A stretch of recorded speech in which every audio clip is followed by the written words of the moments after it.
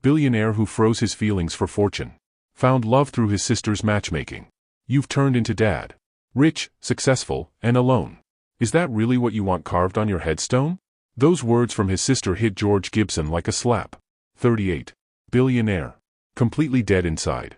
Until he walked into an ambush that changed everything. Her name was Lauren Miller, and she was about to thaw a heart that had been frozen for 16 years. Welcome back to CJ Stories, where we bring you emotional and heart-touching stories that speak to the soul. If you're just joining us for the first time, you're welcome to this wonderful big family. We're so glad to have you here. Please make sure to watch till the end, and if today's story moves you, don't forget to hit that subscribe button, give us a like, and share this video with your family and loved ones. Now, let's dive into today's story. George Gibson stood at the floor-to-ceiling windows of his Charleston penthouse office, watching the Ashley River catch the afternoon sun like scattered diamonds. 38 years old. Billionaire. CEO of Gibson Global Holdings. And according to his baby sister Emily, completely dead inside. Her words from this morning still echoed. Not the loving kind of sisterly concern. The brutally honest kind that landed like a slap. You've turned into dad. Rich, successful, and alone. Is that really what you want carved on your headstone? George loosened his tie, the Italian silk suddenly feeling like a noose. 16 years he'd spent building his father's modest real estate company into an empire. 16 years of 18-hour days, strategic acquisitions, and calculated risks. 16 years of choosing fortune over everything else. His phone buzzed. Emily again. Dinner tonight. My place. 7 p.m. Non negotiable. I'm serious, George. If you're not here, I'm showing up at your office with photos of you at 22 and a megaphone. He almost smiled. Almost. Emily was the only person alive who could threaten him and make it sound like affection. His assistant knocked, entering with another stack of contracts. George signed them without reading, his mind elsewhere. When had he last felt something? Really felt something beyond the satisfaction of closing a deal or the mild irritation of traffic? He couldn't remember. The truth sat heavy in his chest. Emily wasn't wrong. He'd frozen every feeling that didn't serve his ambition. Grief over their father, gone. Interest in relationships, deleted. Hope for anything beyond his next acquisition, carefully filed away in a drawer he never opened. It had worked. He was richer than their father ever dreamed. More successful than anyone expected from a 22-year-old kid handed a dying company and a mountain of debt. But Emily's words wouldn't stop playing in his head. By 6:30, George found himself in his car, driving toward Emily's historic home in the French Quarter. The streets of Charleston in mid-June were thick with tourists, couples walking hand-in-hand past rainbow rose pastel houses, laughing at nothing and everything. He felt nothing watching them. Just that familiar numbness he'd perfected. Emily's house glowed warm in the evening light, flowers spilling from window boxes, the kind of home that whispered about life being lived inside. He could hear voices through the open windows. Multiple voices. George's hand froze on the door handle. She wouldn't. The door swung open before he could retreat. Emily stood there, 30 years old and radiating mischief, her smile too bright to be innocent. You came. I'm shocked. How many people are in there? Define people. Emily. Just Mom, me, Marcus, and a friend. Very casual. She grabbed his arm, pulling him inside before he could escape. And before you get that look, my friend needed somewhere to be tonight, and you needed to remember you're human. It's efficient. This is a setup. This is dinner. Emily steered him down the hallway toward the sound of laughter. If you happen to meet someone wonderful and remember how to smile, that's just a happy coincidence. The living room opened before him, all warm light and comfortable furniture and the smell of something delicious from the kitchen. His mother, Patricia, sat in an armchair, elegant as ever at 64. Emily's husband Marcus stood by the bar, mixing drinks. And on the sofa, a woman looked up from her conversation with his mother. George forgot how to breathe. She was beautiful. Not in the polished, calculated way of the women at charity galas. Beautiful in a way that seemed entirely unaware of itself. Warm brown skin, natural hair pulled back to reveal a face that looked like it smiled often, though right now those dark eyes held a flicker of something careful. Uncertain. She stood, and George noticed she was tall, curvy, wearing a simple yellow dress that made her look like she'd brought the sunshine indoors. George, this is my friend Lauren Miller, Emily said, her voice carrying that pleased tone that meant she knew exactly what she'd done. Lauren, my brother George. The one I've been telling you about. The emotionally constipated workaholic who needs an intervention. Lauren's voice was rich, warm, with the slightest edge of humor. Or wait, that was supposed to stay between us, wasn't it? Emily laughed. Patricia covered her smile with her wine glass. Marcus grinned into his scotch. And George, for the first time in 16 years, felt something crack in his chest. Something that might have been amusement. "That's the one," he said. His voice came out rougher than intended. Though Emily's description lacks nuance. Most interventions do. Lauren's smile reached her eyes now. "I'm Lauren. The friend who apparently also needs saving from a quiet Saturday night. Emily's very efficient with her charity work." "I'm not a charity case," George said. "Neither am I." Lauren sat back down, completely at ease. "But Emily makes excellent pasta, and I had a cancellation tonight, so here we are. Two completely functional adults being managed by someone a decade younger." 8 years younger, Emily corrected, heading toward the kitchen. "And you're both disasters in completely different ways. Mom, tell them they're disasters." Patricia sipped her wine, looking between George and Lauren with obvious interest. "I think they're capable of reaching their own conclusions. Lauren, you were telling me about the Morrison project." George sat in the chair across from Lauren, accepting the drink Marcus handed him. He should feel ambushed, manipulated, irritated at his sister's interference. Instead, he found himself genuinely curious about what the Morrison project was. Lauren leaned forward slightly, her whole face lighting up as she talked. "It's this incredible historic home on Trad Street, built in 1803, been in the same family for generations. They finally agreed to let me redesign the interior, keeping all the historical integrity but making it actually livable for a modern family." "You're an interior designer," George said. "Not a question. I am. Own my own firm, actually. Small, just me and 2 associates, but we focus on historical preservation with contemporary function." She paused, something flickering across her face. "Started it last year after deciding corporate design wasn't feeding my soul." Which sounds incredibly privileged to say out loud. "It sounds honest," George heard himself say. Lauren's eyes met his, surprised. "Well, yes. That too." Dinner was ready. They moved to Emily's dining room table, and George found himself seated next to Lauren, close enough to catch the scent of something subtle and floral. Close enough to notice the way her hands moved when she talked, expressive and graceful. Emily had outdone herself with the food. Homemade pasta, fresh bread, a salad that actually looked appealing.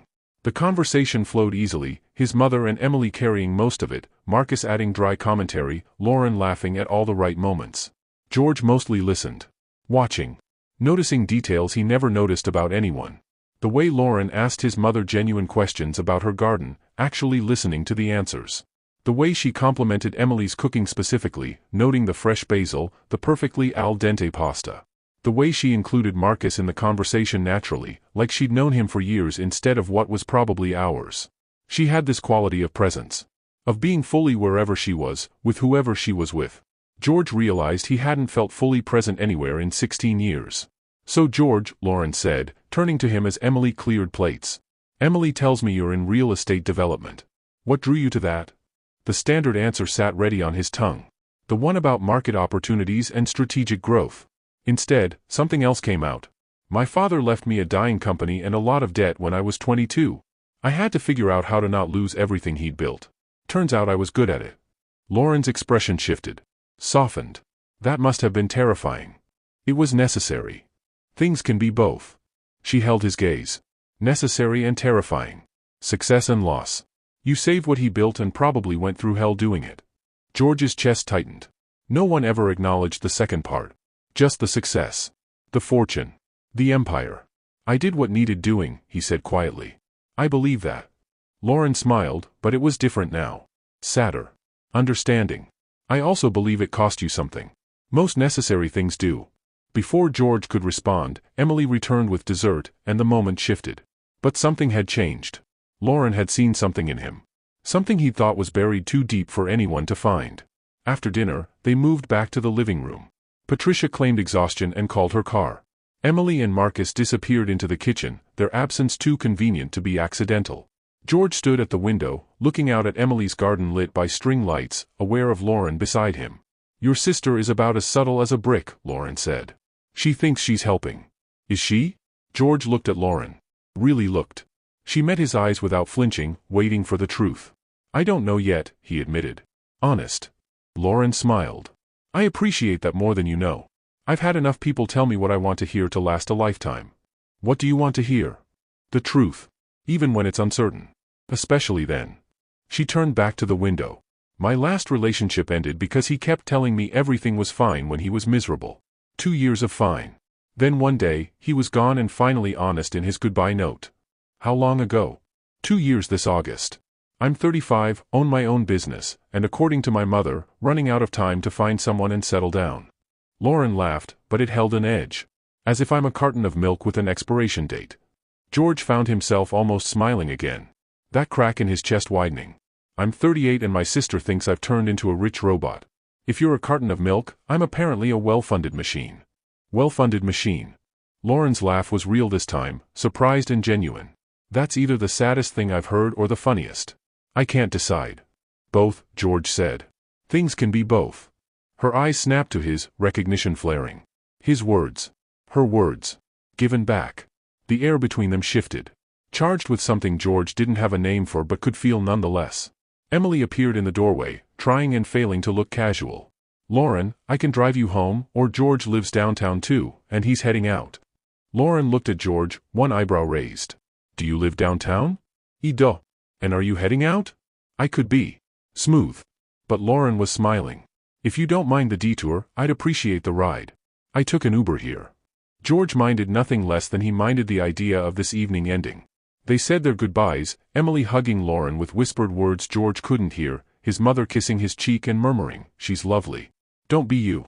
In the car, Lauren gave him an address in the historic district, not far from his own building. The Charleston streets were quieter now, the Battery stretched out beside them, the harbor dark and peaceful. "Thank you for not making tonight awkward," Lauren said. "You could have. Emily ambushed both of us." "You didn't seem ambushed. I've learned to roll with things. Life's too short to spend it rigid." She glanced at him. "Though I suspect you've learned the opposite. That rigidity keeps things controlled." George's hands tightened on the steering wheel. "You're very perceptive. Observant. There's a difference. Perceptive implies judgment. I'm just noticing." Lauren looked out the window. "I notice you didn't really eat. You moved food around your plate efficiently, but you didn't eat. I notice you're wearing a suit to your sister's casual dinner, like you came from the office and didn't bother changing. I notice you never reached for your phone once, which means either you have incredible discipline or you've trained people not to need you after hours. Both. See? Honest again." She pointed ahead. "That's my building. The one with the blue door." George pulled to the curb, and Lauren reached for the door handle but didn't open it. "Can I ask you something?" she said. "Yes. When Emily told you about me, what did she say?" George considered lying. Softening it. Instead, he chose truth. That her friend was brilliant, kind, funny, and convinced she was happy alone. That you needed someone to remind you that partnership doesn't mean losing yourself. That I needed someone to remind me I'm not actually a corporation with a pulse. Lauren laughed, the sound filling the car. "Well, at least she's consistent in her meddling. Are you? Happy alone?" The question hung between them. Lauren's smile faded into something more real. More vulnerable. "I'm content. Safe. Building something that matters to me. Is that happiness? I honestly don't know anymore." She met his eyes. "Are you? Happy with your empire and your frozen feelings?" "No," George said. The word came out before he could stop it. Raw. True. I'm successful. I'm secure. But happy? I don't think I've been happy since I was 22 and still believed in things beyond balance sheets." Lauren's expression softened completely. "Then we're both exactly where Emily thinks we are. Successful, safe, and completely convinced we're fine. Are we fine? I don't know." Lauren opened the door, stepping out, then leaning back in. "But I know I haven't had a conversation this honest in 2 years. So thank you for that, George Gibson. Even if your sister did have to orchestrate it." She started to close the door, then stopped.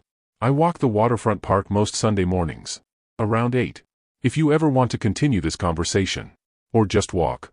No pressure. No setup. Just an open invitation." Before George could respond, she smiled and closed the door, walking toward her building without looking back. George sat in his car, watching until she disappeared inside, the blue door closing behind her. His chest felt strange. Not tight. Not numb. Something else entirely. Like something frozen was beginning to thaw. And for the first time in 16 years, George Gibson wasn't entirely sure if that terrified him or gave him hope. Don't forget to hit the subscribe button for more emotional and heart-touching stories that speak to the soul, and share your thoughts in the comments to tell us which story you want to hear next. Now let us continue. Sunday morning arrived with the kind of golden light that made Charleston look like a painting. George stood in his closet at 7:15, staring at his running clothes like they were a foreign language. He ran. Every morning. 5 miles. Exactly 5 miles. Same route. Same time. Same efficiency. But Waterfront Park wasn't on his route. And 8 a.m. wasn't his time. And the tightness in his chest since Friday night wasn't something he could outrun. By 7:50, he was walking toward the park, wearing running gear but moving slow. Casual. Like he just happened to be in this specific location at this specific time. The park stretched along the harbor, live oaks draped in Spanish moss, the pineapple fountain already drawing tourists with cameras. George scanned the pathways, feeling ridiculous. She probably wasn't even here. It was a casual invitation. Not a plan. Not a commitment. Then he saw her. Lauren sat on a bench facing the water, coffee cup in hand, wearing leggings and an oversized sweatshirt, her hair in a high ponytail. She was sketching something in a notebook, completely absorbed. George's feet stopped moving. He could turn around. Pretend he'd never come. Maintain the safety of distance. Instead, he walked toward her. Lauren looked up when his shadow fell across her notebook. Her face shifted through surprise, pleasure, and something that looked like relief. "You came," she said. "You invited." "I did. I also half convinced myself you wouldn't." She closed her notebook, gesturing to the bench. "Seat?" George sat, leaving careful space between them. The harbor stretched out before them, sailboats already dotting the water, the morning air thick with salt and possibility. "I wasn't sure this was a real invitation," he admitted. "It was real. I don't do fake invitations. Life's too short." Lauren sipped her coffee. "I also wasn't sure you were capable of doing something without planning it 6 weeks in advance. I'm not, usually. But you're here. I'm here." They sat in silence for a moment. Not awkward. Just present. "Can I show you something?" Lauren opened her notebook, turning it toward him. The sketch showed a room, elegant but warm, historical details preserved but furnished for actual life. "The Morrison Project. This is what I'm proposing for their front parlor. See how I kept the original crown molding, the fireplace around, but the furniture is comfortable. Modern. Livable." George studied the sketch. It was beautiful. More than that, it was thoughtful. Every detail served both history and function. "You're very talented," he said. "Thank you. I love what I do. Taking something with history, with bones, with a story, and helping it live again." She traced the fireplace in the sketch. Buildings aren't meant to be museums. They're meant to hold life. Not everyone sees it that way. No. A lot of people see historical properties as investments. Tear down the inside, gut the character, flip it for profit. Lauren looked at him. "I'm guessing you've done that." George's jaw tightened. "Yes. When I was building the company. Historical properties in downtown Charleston, converted to luxury condos. Very profitable. I'm not judging. Aren't you?" "No. I'm acknowledging we probably have different philosophies about buildings. That doesn't make either of us wrong." Lauren closed her notebook. "But I am curious. When you walk through those buildings now, do you feel anything? Pride? Satisfaction? Regret?" No one had ever asked him that. No one asked billionaires if they felt regret. "Nothing," George said quietly. "I feel nothing. Just the satisfaction of a successful investment." Lauren was quiet for a long moment. "That's the saddest thing I've heard in a while. It's efficient. It's empty." She turned to face him fully. "George, can I be really honest with you? Please. Emily called me Thursday night. Told me about you. How brilliant you are. How successful. How completely shut down emotionally. She was worried. Really worried. Said you're walking through life like you're already dead, just going through motions." Lauren's voice was gentle but unflinching. "I almost didn't come to dinner. I thought, I don't need another project. Another person to fix. I'm building my own life." George's throat tightened. "But you came." "I came because Emily also said something else. She said under all that ice, you're the same person who used to build blanket forts with her when she was scared. Who read to her every night after your dad died because your mom was too broken. Who worked yourself to exhaustion to keep her in private school and ballet and everything that made her feel normal." Lauren's eyes were steady on his. "She said you didn't freeze because you're cold. You froze because you felt too much and had no room for it." George couldn't breathe. Couldn't speak. That crack in his chest splitting wider. "I don't know how to be anything else anymore," he managed. "I know. And I'm not here to fix you or save you or change you." Lauren's hand moved toward his on the bench, not quite touching. "But I liked talking to you Friday. Really talking. No performance. No games. Just honesty. I haven't had that in so long." "Neither have I." So maybe we just keep doing this. Talking. Walking. Being honest. No expectations. No pressure. Just two people who've been going through motions, remembering what it feels like to be present. George looked at her hand, inches from his. He could close that distance. Or maintain it. Safety or risk. He closed it. His fingers brushing hers, then slowly, carefully, interlacing. Lauren's breath caught. She didn't pull away. I'd like that, George said. More than I can articulate. They sat like that, hands linked, watching the harbor wake up fully. Tourists arrived. Families. Couples. The world moving around them while they stayed still. Tell me something true, Lauren said eventually. Something you don't tell people. George considered. Truth was dangerous. Truth created vulnerability. Truth led to connection, and connection led to loss. But her hand was warm in his. And he was so tired of being frozen. I dream about my father sometimes, he said. He's disappointed. Looking at everything I've built, all the success, and asking me if this is really what I wanted. If I'm happy. And I wake up with no answer. Lauren's fingers tightened around his. What do you think he'd want to hear? That I'm living.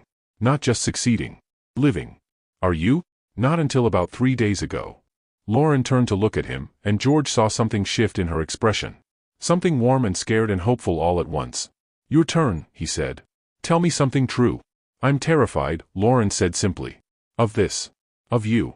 Of feeling anything real. My last relationship destroyed me quietly. Death by 1,000 small dishonest moments. I rebuilt myself into someone safe. Controlled. Content alone. She paused. And then Emily's Ice King brother shows up and is actually honest, actually present, actually sees me, and every defense I built feels paper thin. We just met. I know. Which is insane. But Friday night, you looked at me like I was a whole person. Not a potential partner or a project or a placeholder. A person. Do you know how rare that is? George did know. Because she'd done the same for him. They stayed in the park until almost 10, talking. Lauren told him about launching her business, the terror and freedom of working for herself, the clients who trusted her vision and the ones who didn't. George told her about the early years after his father's death, the impossible choices, the people he'd had to let go, the nights he wasn't sure he'd survive. You were so young, Lauren said. 22. That's so young to carry all that. I didn't have a choice. You did. You could have declared bankruptcy. Walked away. Started over. She looked at him. But you didn't. Why? Because he believed in me. And I couldn't let him be wrong. Even if it cost you everything else? Even then. Lauren was quiet, then said softly, I think your father would be proud. And worried. Both. Things can be both. She smiled, remembering. Yes. They can. By the time they left the park, walking slowly through the historic district, something had shifted between them. The careful distance replaced by something easier. More natural. George found himself noticing details he never noticed. The way Lauren pointed out architectural features on buildings, her voice animated and passionate. The way she knew half the shop owners they passed, stopping to chat genuinely. The way she moved through the world with this openness he'd forgotten was possible. Are you hungry? He asked as they reached the corner near her building. Starving. There's a place on King Street. Callie's. They do brunch on Sundays. I know Callie's. I also know it's impossible to get a table on Sunday mornings without a reservation. George pulled out his phone. 2 minutes later, he pocketed it. We have a table in 15 minutes. Lauren raised an eyebrow. The perks of being a billionaire? The perks of being a regular who tips well. Honest. I like it. Callie's was packed, but they were seated at a quiet corner table with windows overlooking the street. Lauren ordered the shrimp and grits. George ordered the same, unable to remember the last time he'd ordered anything besides black coffee and egg whites. So, Lauren said once their coffee arrived. What does George Gibson do when he's not building empires or being ambushed by his sister? Work. Besides work. There isn't really besides work. George, come on. Hobbies. Interests. Things that make you happy. He thought about it. Really thought. I don't know. I run. I read financial reports. I attend necessary social functions. I haven't had a hobby in 16 years. That's bleak. It's honest. Both. Lauren sipped her coffee. Okay.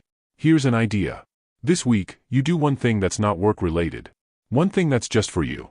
Something you used to enjoy or something you've been curious about. Report back next Sunday. Are we doing this again next Sunday? I'd like to. If you would. George felt that warmth in his chest again. That thawing. I would. Good. Then you have an assignment. One non-work thing this week. Their food arrived, and it was exceptional. George couldn't remember the last time he'd tasted food. Really tasted it. He'd been consuming fuel for years, efficient and meaningless. This is incredible, he said. Right? Callie's never disappoints. Lauren watched him. You look surprised. I am. I haven't enjoyed a meal in longer than I can remember. Then I'm glad I'm here for this momentous occasion. They ate slowly, talking easily. Lauren told him about her college years at SCAD, studying design, falling in love with historical preservation. George told her about Harvard Business School, the pressure, the expectations, the slow realization that he was good at something he didn't particularly enjoy. Do you hate it? Lauren asked. What you do? No. I'm good at it. It matters. It provides security for people who depend on me. That's not what I asked. George set down his fork. I don't feel anything about it. Not love. Not hate. Just competence. What would you do if money wasn't a factor? No one had ever asked him that either. I don't know. Something that mattered. Something that created instead of just acquired. That's not nothing. That's a starting place. After brunch, George walked Lauren to her building. The blue door. The flowers in the window boxes. Evidence of a life lived intentionally. Thank you for this morning, Lauren said. For coming. For being honest. For eating shrimp and grits like it was a revelation. It was a revelation. She smiled, then hesitated. Can I ask you something? Always. Why did you really come this morning? You could have ignored the invitation. Stayed in your safe routine. Why risk it? George looked at her, standing in the June sunlight, open and real and terrifying in all the best ways. Because Friday night, for the first time in 16 years, I felt something, he said. And I wanted to feel it again. Lauren's eyes widened. Her breath caught. The air between them charged with something unnamed but undeniable. She stepped closer. George's heart, dormant for so long, thundered in his chest. I should go inside, she said softly. Before I do something too fast. Like what? Like kiss you. And I don't think we're there yet. When will we be? I don't know. But I'll know when it happens. She stepped back, creating safety. Next Sunday. Same place. 8 a.m. Don't forget your assignment. One non-work thing. Exactly. I'll have mine too. What's yours? Lauren smiled, mysterious and beautiful. Let someone get close. Really close. Even though it terrifies me. She went inside before George could respond, the blue door closing with finality. He stood on the sidewalk, the morning sun warm on his face, his chest full of something he hadn't felt in 16 years. Hope. Don't forget to hit the subscribe button for more emotional and heart-touching stories that speak to the soul, and share your thoughts in the comments to tell us which story you want to hear next. Now let us continue. The week moved differently than any week George could remember. Monday morning, he sat in his office staring at the Morrison property file on his desk. The historic home on Trad Street. The one Lauren was redesigning. His company owned it. Had owned it for 3 years. Planned demolition and luxury condo conversion scheduled for August. His stomach twisted. He closed the file, pushing it aside. Tuesday, he left the office at 6 p.m. His entire staff stared. George Gibson never left before 8. Never. He drove to a bookstore on King Street, wandering the aisles until he found the architecture section. He bought 3 books on historical preservation. Wednesday, Emily called. Mom said you seemed different at dinner. Like you were actually present. Please tell me you've seen Lauren again. Sunday. We had brunch. Emily's squeal nearly burst his eardrum. And we're taking things slow. George, you don't know how to take anything slow. I'm learning. Thursday afternoon, his director of acquisitions, Malcolm, entered his office with the finalized Morrison demolition permits. Everything approved. Ready to proceed. Millions in projected profit. Sign here, Malcolm said, pointing to the signature line. George's pen hovered over the paper. Lauren's voice echoed in his head. Buildings aren't meant to be museums. They're meant to hold life. Give me until Monday, George said. Malcolm frowned. We're on a timeline. The demolition crew is scheduled. I said Monday. By Friday, George had read all 3 books. Understood for the first time what was lost when historical properties were gutted. The craftsmanship. The irreplaceable details. The story. Saturday night, he lay awake staring at his ceiling, the Morrison file heavy in his thoughts. He could stop the demolition. Sell the property to someone who'd preserve it. Someone like Lauren. He'd lose millions. His board would question his judgment. His reputation for ruthless efficiency would take a hit. But he'd feel something. Finally feel something about his work beyond cold satisfaction. Sunday morning arrived with dark clouds threatening rain. George reached Waterfront Park at 7:50, scanning for Lauren. She was already there, same bench, wearing a rain jacket and holding 2 coffee cups. "I guessed your order," she said as he approached. "Black, no sugar." "How did you know?" "Because you're a man who cuts out everything unnecessary." She handed him the cup. "Was I right?" "Yes." They walked instead of sitting, the air thick with coming rain. George noticed Lauren seemed quieter than last week. Something careful in her movements. "How was your week?" he asked. "Complicated. Good and complicated." She sipped her coffee. "The Morrison family approved my designs. All of them. They're excited to move forward. It's the biggest project I've ever landed." George's chest tightened. "That's wonderful." "It is. It also terrifies me. The scope, the budget, the trust they're placing in me." She glanced at him. "But I'm doing it anyway. Because it matters. Because those buildings deserve to live again." "When do you start?" "September, assuming the current owner approves the sale. The Morrisons are buying it back from some development company that's owned it for years. Apparently they've been trying to negotiate, but the company keeps stalling." Lauren's voice held frustration. "I don't understand people who buy beautiful things just to destroy them for profit." George stopped walking. The coffee in his hand suddenly tasted like ash. "What's wrong?" Lauren asked. "I need to tell you something." "Okay. My company owns the Morrison property." Lauren's face went blank. "What?"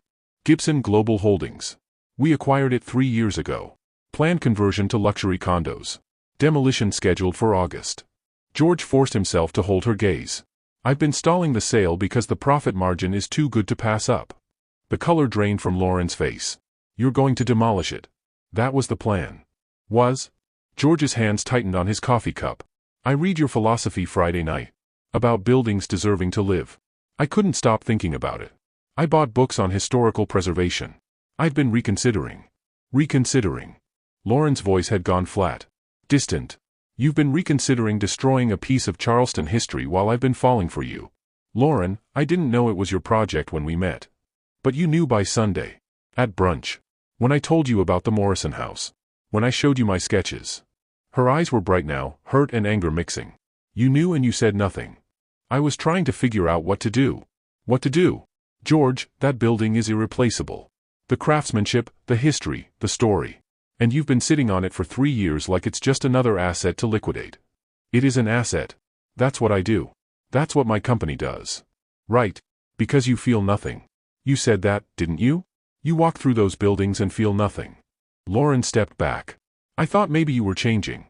That maybe underneath all that ice, there was someone who could care about something beyond profit margins." "I am changing. That's why I'm reconsidering." "Reconsidering isn't good enough. That building needs someone who values it. Who sees it as more than a balance sheet." She shook her head.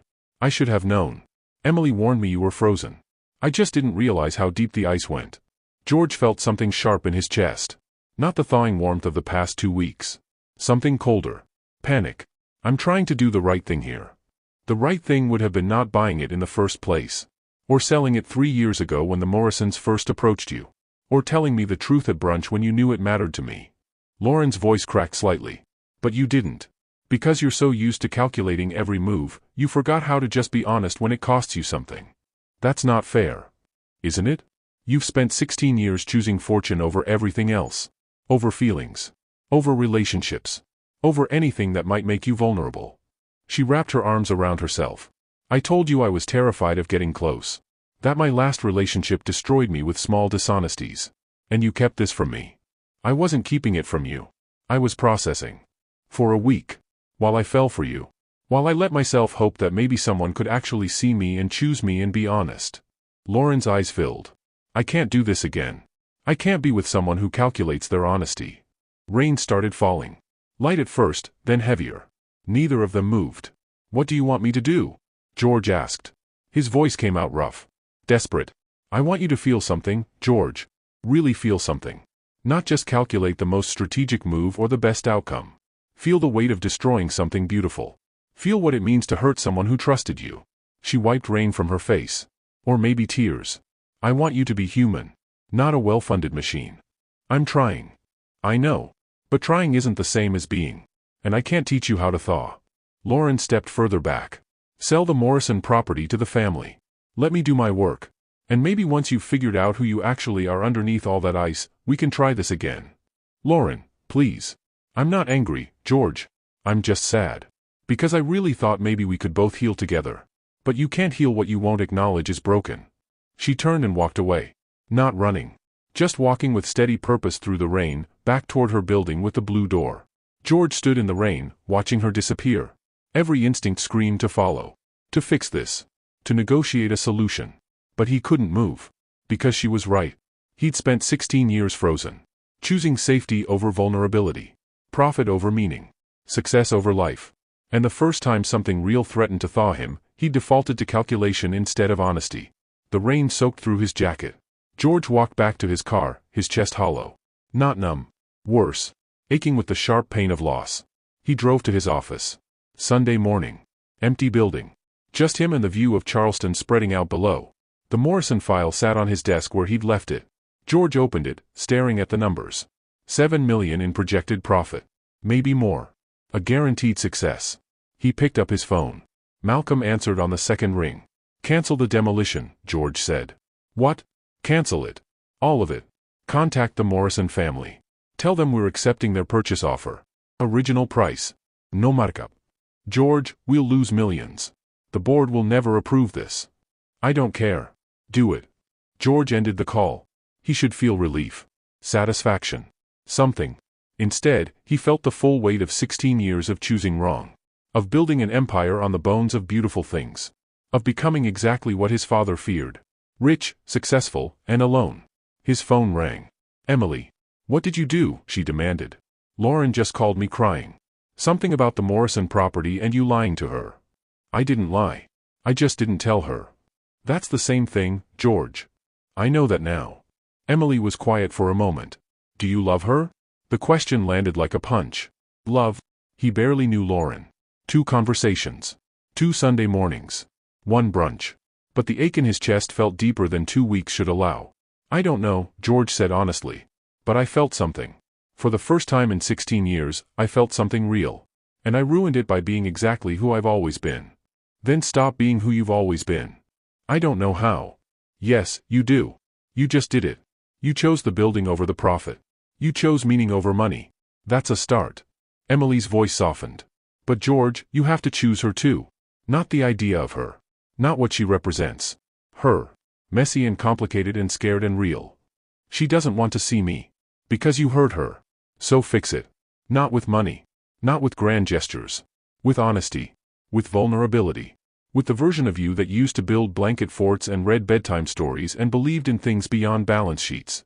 After Emily hung up, George sat in his silent office, staring out at the city he'd conquered but never really seen. Lauren was right. He'd been walking through life dead. Going through motions. Building and acquiring and succeeding without ever once asking himself why. His father appeared in his mind. Not disappointed. Just sad. Asking the question from George's dreams. Is this really what you wanted? No. The answer was no. It had always been no. George pulled out his laptop. Started typing. Not a business plan. Not a strategy.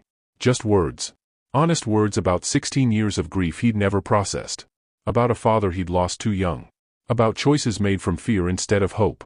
About a woman who'd seen through his ice and offered warmth, only to have him prove her fears right. He wrote until the sun set. Until the words ran out. Until the ache in his chest felt less like hollow numbness and more like something breaking open. Finally, George Gibson let himself feel the full weight of everything he'd lost. And everything he still had a chance to fight for. If he could find the courage to be human instead of a machine. If it wasn't already too late. Don't forget to hit the subscribe button for more emotional and heart-touching stories that speak to the soul, and share your thoughts in the comments to tell us which story you want to hear next. Now let us continue.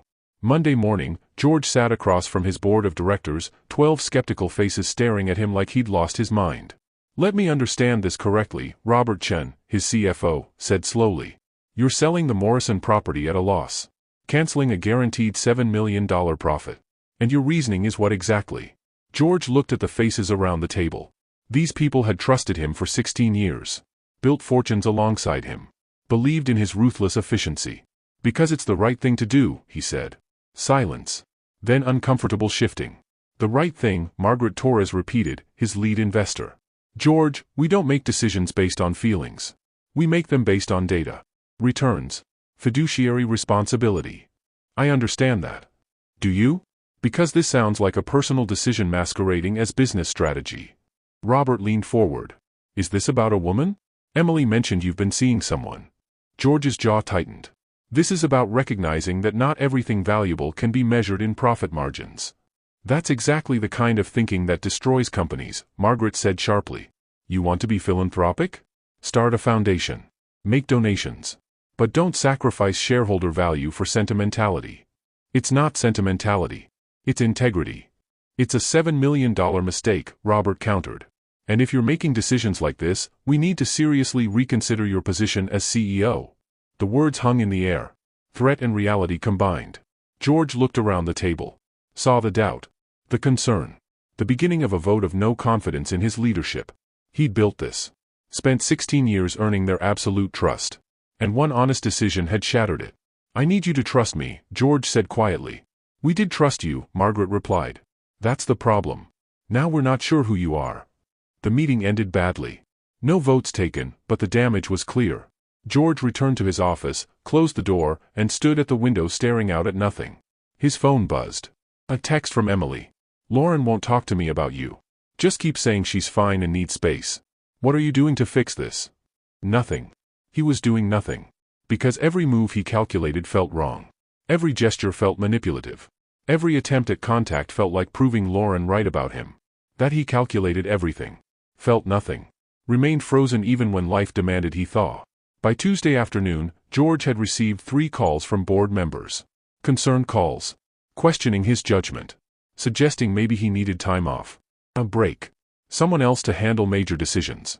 He was losing his company. The empire he'd spent 16 years building. All because he'd tried to do one thing that mattered instead of one thing that profited. Wednesday, Malcolm entered his office with resignation papers. I can't work for someone who makes emotional decisions, Malcolm said, not unkindly. You taught me to see every property as an asset. To maximize returns. To never let feelings interfere with strategy. Now you're doing exactly what you taught me not to do. People change, George said. Not in my experience. They just get confused for a while, then revert to who they've always been. Malcolm set the papers on the desk. I'm sorry, George. But I need stability. You're not stable right now. After Malcolm left, George sat in the silence of his office. Everything he'd built was crumbling. The company questioned his leadership. His team was abandoning him. His reputation for ruthless efficiency was destroyed. And for what? A woman who wouldn't speak to him. A building he'd never see completed. A version of himself he wasn't sure he knew how to be. Thursday evening, George drove past Lauren's building. The blue door. Lights on in her windows. He could see her shadow moving inside, living her life, healing without him. He picked up his phone a dozen times to call. Text. Something. But what would he say? That he'd saved the Morrison property? She already knew. Malcolm had finalized the sale Monday. The Morrisons had their building back. Lauren had her project. That he was sorry? Sorry wasn't enough. Sorry was just words. That he loved her? Did he? How could he love someone he barely knew? But the ache in his chest suggested otherwise. The way everything felt gray without her. The way food tasted like nothing again. The way his morning runs felt mechanical and meaningless. George drove home without stopping. Coward. He was a coward. Friday afternoon, his mother called. Emily told me what happened. With Lauren. With your company. With everything. I'm fine, Mom. George, you haven't been fine since you were 22 years old. Patricia's voice was gentle but firm. You've been surviving. Succeeding. Building. But not fine. Never fine. I don't know how to be anything else. Yes, you do. You knew once. Before your father died. Before you decided feeling things was too dangerous. She paused. Do you remember what he told you the week before he passed? George closed his eyes. That success without meaning is just expensive emptiness. He was worried about you even then. Saw how driven you were. How focused on proving yourself. He wanted you to build something, yes. But he wanted you to build a life, not just a fortune. I failed him. No, sweetheart. You saved what he built. You succeeded beyond anyone's dreams. You just forgot to live while you were doing it. Patricia's voice cracked slightly. And now you've met someone who makes you want to live again, and you're terrified because living means feeling. And feeling means you might get hurt. I already hurt her. Then hurt with her. Apologize. Be vulnerable. Show her the version of you that I know still exists under all that armor. What if it's too late? What if it's not? What if she's sitting in her apartment right now, just as scared and hurt and hoping you'll fight for her? His mother's voice steadied. Your father would want you to fight. Not with money or strategy. With your heart. The one you've kept frozen for 16 years. After his mother hung up, George sat in his office as the sun set over Charleston. The city glowed golden beautiful, and he finally understood what he'd been missing. Not success. Not wealth. Not even love, specifically. Connection. Meaning. The feeling of being fully alive in his own life instead of watching it pass from behind glass. Lauren had offered him that. Had seen through his ice and offered warmth. Had been honest and vulnerable and real. And he'd responded with calculation and delayed truth and all the protective mechanisms that had kept him safe but dead for 16 years. Saturday morning, George woke early. Didn't go running. Instead, he sat at his kitchen table with coffee and a notebook and started writing. Not a business plan. Not a strategy. A letter. He wrote about his father. About being 22 and terrified and deciding that feelings were a luxury he couldn't afford. About building an empire on frozen ground, succeeding wildly while dying slowly inside. He wrote about meeting her. How Friday night at Emily's, something had cracked. How Sunday mornings had felt like learning to breathe again. How brunch had been the first time he'd tasted food in years.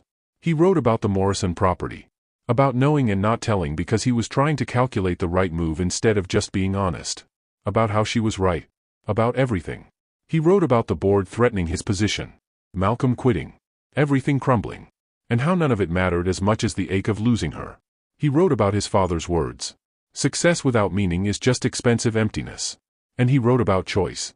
How for 16 years, he'd chosen safety. Frozen feelings. Calculated moves. Profitable decisions. But now he was choosing differently. Choosing meaning over money. Vulnerability over protection. Life over survival. Choosing her. If she'd have him. Even knowing she might not. The letter ran 5 pages. Handwritten. Honest. Everything he'd never let himself say out loud. George folded it carefully, slipped it into an envelope, and wrote her name on the front. Then he sat staring at it, fear rising in his throat. This was it. The moment of actual choice. He could deliver this letter and risk complete rejection.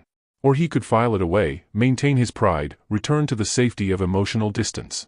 His phone rang. Emily. Have you talked to her yet? No. George, it's been a week. A week of both of you miserable. Just go to her. Be honest. Be human. What if she doesn't want to see me? Then at least you tried.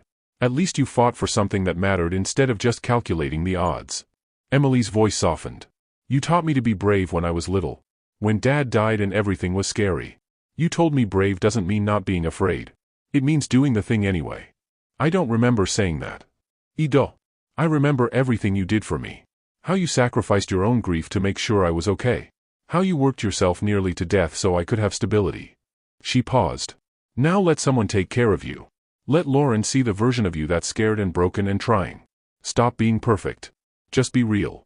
After Emily hung up, George looked at the letter again. His father's voice echoed. Not disappointed. Just asking. Is this really what you want? No. Expensive emptiness wasn't what he wanted. Safety without connection wasn't what he wanted. Success without meaning wasn't enough anymore. He wanted Lauren. Her honesty. Her warmth. Her ability to see through his armor and still choose to stay. He wanted Sunday mornings and honest conversations and shrimp and grits that tasted like revelation. He wanted to feel something. Everything. Even if it hurt. Especially if it hurt. Because hurt meant alive. Hurt meant human.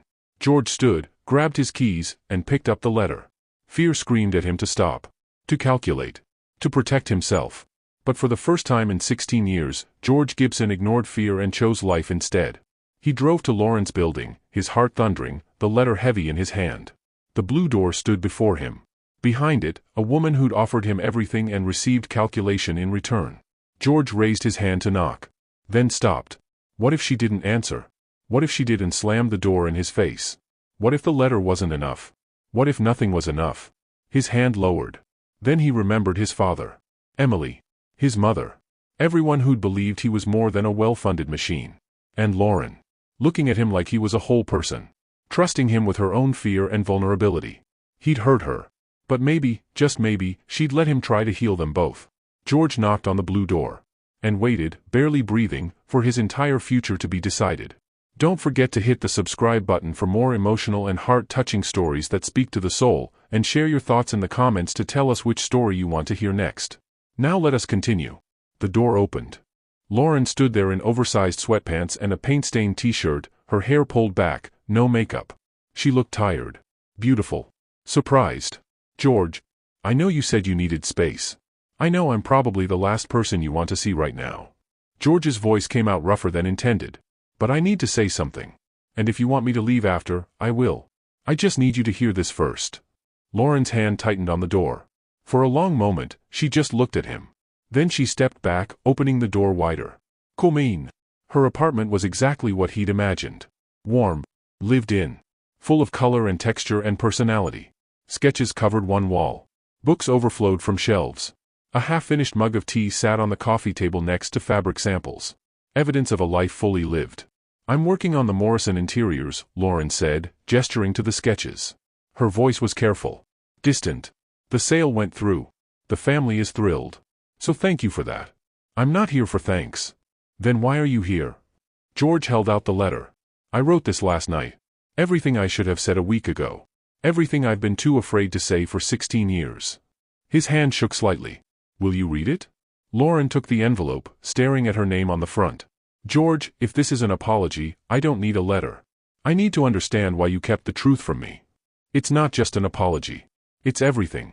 Please, just read it. She hesitated, then opened the envelope, unfolding the pages. George watched her eyes move across his handwriting, seeing the moment she reached the part about his father. About being 22 and terrified.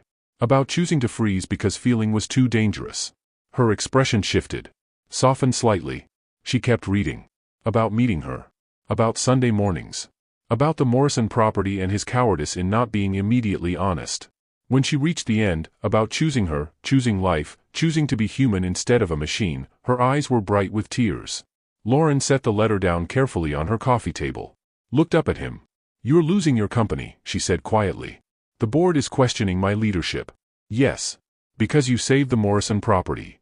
Because I made a decision based on what mattered instead of what profited. They don't trust me anymore. George's throat tightened. Malcolm quit. 3 board members want me replaced. Everything I built for 16 years is crumbling. And you're here instead of fighting to save it. I'm here because this matters more. George took a step closer. Lauren, I spent 16 years building an empire I didn't care about. Acquiring things that meant nothing. Succeeding at something that left me empty. I was so afraid of feeling anything that I stopped living entirely. I know. But then I met you. And you looked at me like I was a person instead of a position. You were honest when honesty was hard. You saw through all my armor and still chose to stay. His voice cracked. And I responded by being exactly what you feared. Someone who calculated instead of feeling. Who protected myself instead of being vulnerable. Lauren wrapped her arms around herself. You hurt me. I know. And I'm sorry. Not sorry because it's strategic or because I want something from you. Sorry because I caused you pain, and you deserved so much better. George's hands clenched at his sides. You deserved someone brave enough to be honest the moment it mattered. And I failed you. Yes. You did. The words landed hard, but George didn't flinch. I can't promise I'll be perfect. I can't promise I won't mess up again. 16 years of freezing doesn't thaw overnight. He met her eyes. But I can promise I'll try. Every day. To be honest even when it's hard. To feel things even when it's terrifying.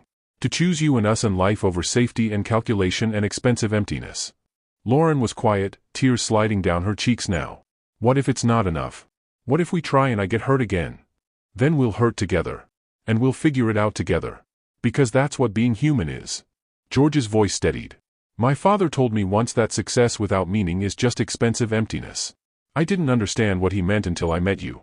Until I had to choose between profit and meaning. Between my empire and my heart. And you chose meaning.